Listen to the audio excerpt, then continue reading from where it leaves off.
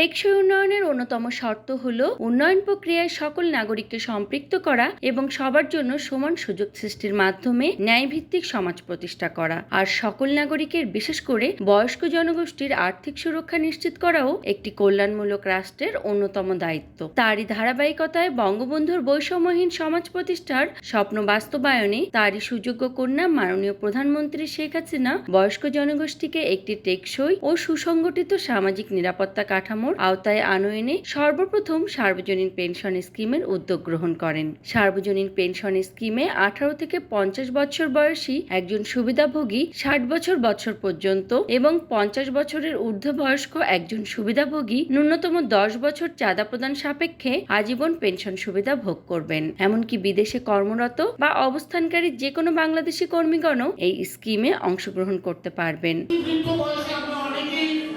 অসুস্থ হয়ে যায়, আমাদের ওষুধের খরচ চলে না, ছেলে মেয়েদের সাহায্য সহযোগিতা ইনকাম কম থাকে, তাই জননেত্রী শেখ হাসিনা একটি পেনশন স্কিম চালু করেছেন।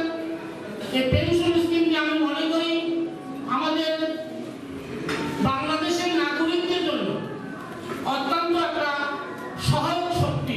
আজকে মাননীয় প্রধানমন্ত্রী যে পেনশন স্কিমের যে বিষয়টি চালু করেছেন, এটা সাধারণ মানুষের অনেক উপকৃত হবে। আমাদের ইউনিয়ন পরিষদের ওয়ার্ড ভিত্তিক সব জায়গায় যদি আমরা সেমিনার করে এটা সাধারণ সে আলোকে আমরা ইতিমধ্যে একটা সেমিনার অলরেডি করেছি এবং কিছু সারাও দিয়েছি।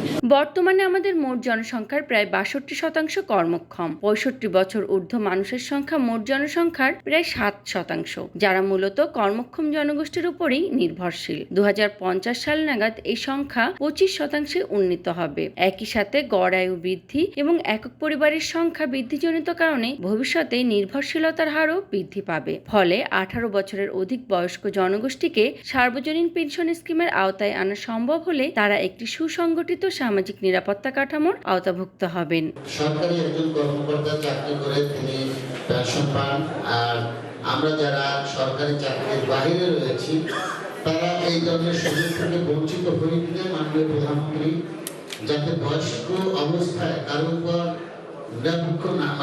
নির্ভরশীল না থাকতে হয়, সেই কারণেই এই উদ্যোগটি আমার মনে হয় গ্রহণ করেছেন। দেশের 10 কোটি নাগরিককে সার্বজনীন পেনশন কার্যক্রমের আওতায় নিয়ে আসার লক্ষ্য নির্ধারণ করা হয়েছে। এ ব্যবস্থা কার্যকর হলে বয়স্ক জনসাধারণের সামাজিক নিরাপত্তা সুনিশ্চিত হবে। স্বাস্থ্য সেবা একটা খুব গুরুত্বপূর্ণ বিষয়। আমাদের প্রত্যেকের বয়সের মিলে আমাদের হেলথের পিছনে অনেক খরচ থাকে। তো আমরা যদি এরকম স্কিমগুলোর সাথে যাই তাহলে আমরা আমাদের যখন সবচেয়ে বেশি প্রয়োজন হবে তখন আমরা আমাদের টাকা থেকে আমাদের এই জীবনযাপন করতে পারবো এবং ব্যয় নির্বাহ করতে পারবো।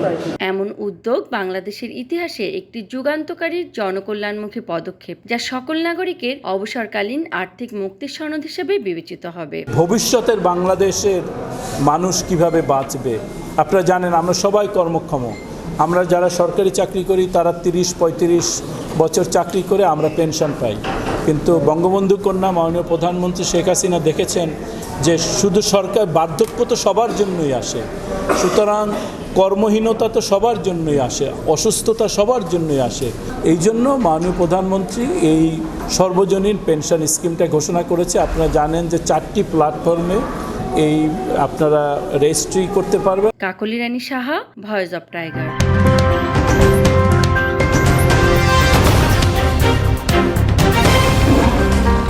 Voice of Tiger.